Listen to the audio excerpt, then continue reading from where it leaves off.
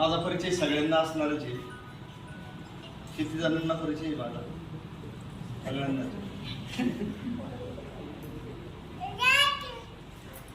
भारत सरकारचे प्रधानमंत्री सन्माननीय नरेंद्र मोदी साहेब आणि महाराष्ट्राचे मुख्यमंत्री सन्माननीय देवेंद्रजी फडणवीस यांच्या माध्यमातून राज्यामध्ये गेल्या 17 तारखेपासून सुरू असलेला सशक्त नागरिक आणि सशक्त परिवार, मला खूप वाईट वाटले की मुलींमध्ये या वयामध्ये या पद्धतीमध्ये सशक्तीकरण झाले की नाही. पटरे साहेबांनी सांगितलं हिमोग्लोबिनची कमतरता, पोषक अन्न, चटर-पटर खाणे हे करू नका, कारण उद्याच्या तुम्ही भविष्यातील नारी आहात.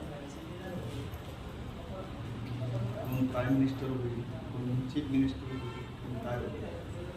हा जो उपक्रम राबवतोय सरकार, भारत सरकार, तर त्या उपक्रमाचा आपल्या या प्राथमिक आरोग्य केंद्रांतर्गत असणाऱ्या सर्व उपकेंद्रातील महिलांना, मुलींना लाभ व्हावा या हेतूने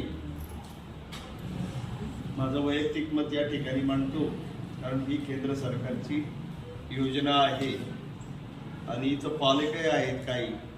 ही शासनाची प्राथमिक आरोग्य केंद्र हे आपल्या सेवेसाठी असतं. किती जणांना माहिती? विनामूल्य सेवा.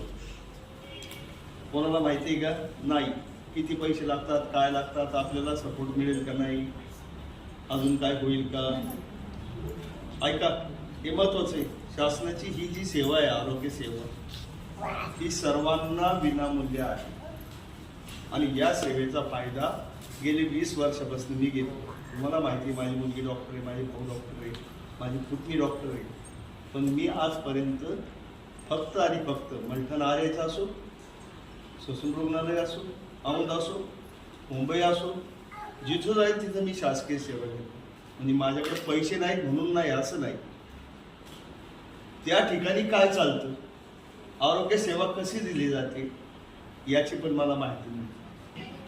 आणि मग ज्या वेळेला ती मला माहिती मिळते, माझ्या ग्रामीण भागातल्या सर्वसामान्य लोकांना त्याचा फायदा झाला पाहिजे या हेतूने मी ते ज्ञान अवगत करण्याचा प्रयत्न करत असतो.